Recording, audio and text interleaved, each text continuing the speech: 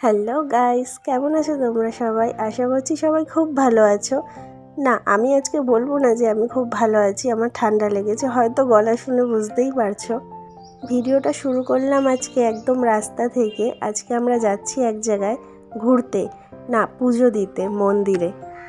অনেক দিন ধরেই ভাবছিলাম যাব, তাও যাওয়া হচ্ছিল না, কারণ ভাইয়ের একটা পুজো দেওয়ার কথা ছিল।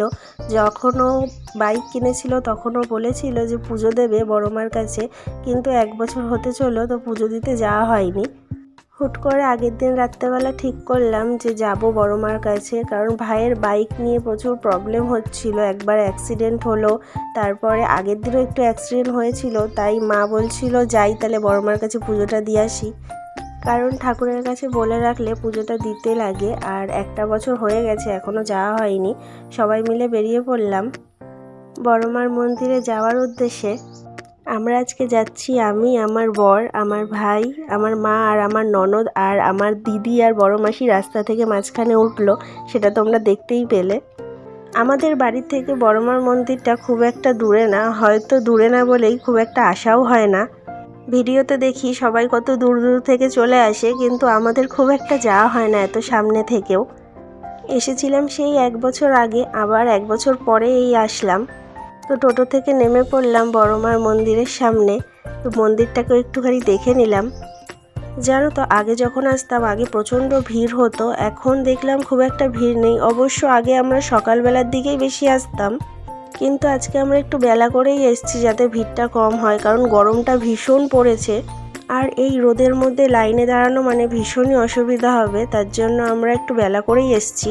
তো মন্দিরের সামনেই একটা ডালার দোকান থেকে সবাই ডালা নিয়ে নিলাম। আর নিচে তো পা রাখাই যাচ্ছিল না, মানে মন্দির অবধি হেঁটে যাওয়াটাও কী যে অসুবিধা ছিল, সেটা যারা যারা ওইটুখানি টাইম হেঁটেছে তারাই জানে। হয়তো মা ওইটুখানি টাইম আমাদের পরীক্ষাটা নিয়েছে যে আমরা মন্দির অবধি যেতে পারি কি পারি না।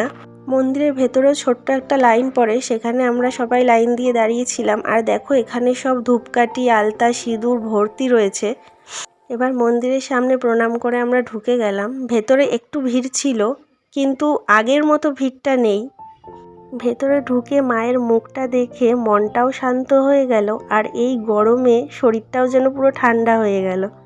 আগে জানো তো ভেতরে ভিডিও করতে বারণ ছিল, কিন্তু এবার দেখলাম ভিডিও করছে সবাই, তাই আমরাও একটু ভিডিও করে নিয়েছি। আর পাশে অনেক পুলিশ ছিল, দেখলাম কাউকেই কিছু বলছে না, আমাদেরও কিছু বলেনি, তার জন্যই আরও ভিডিওটা করলাম। ভেতরে মোটামুটি ভালোই ভিড় আছে। আমি বরকে বলেছিলাম কটা ভিডিও করে দিতে, কারণ আমার হাইটে ভিডিওটা আমি করতে পারি না। তারপর মার পুজো দেওয়া হয়ে গেল, তা মাকে আমি জিজ্ঞেস করছিলাম নামটা ঠিক মতো বলেছো তো, কারণ ওখানে নাম জিজ্ঞেস করে সবার, তার জন্যই জিজ্ঞেস করছিলাম। তো আমিও পুজোটা দিয়ে দিলাম। পুজোটা সত্যি খুব শান্তভাবে দিতে পেরেছিলাম, আর খুব ভালোভাবেই পুজোটা দেওয়া গেছে।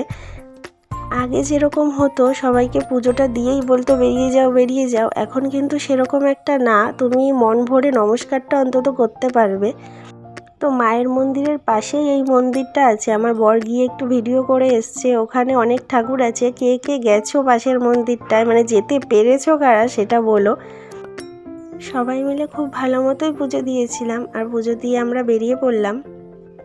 সামনেই একটা হোটেল দেখে আমরা দাঁড়িয়ে পড়েছিলাম, কারণ ভীষণ খিদে পেয়ে গেছিলো।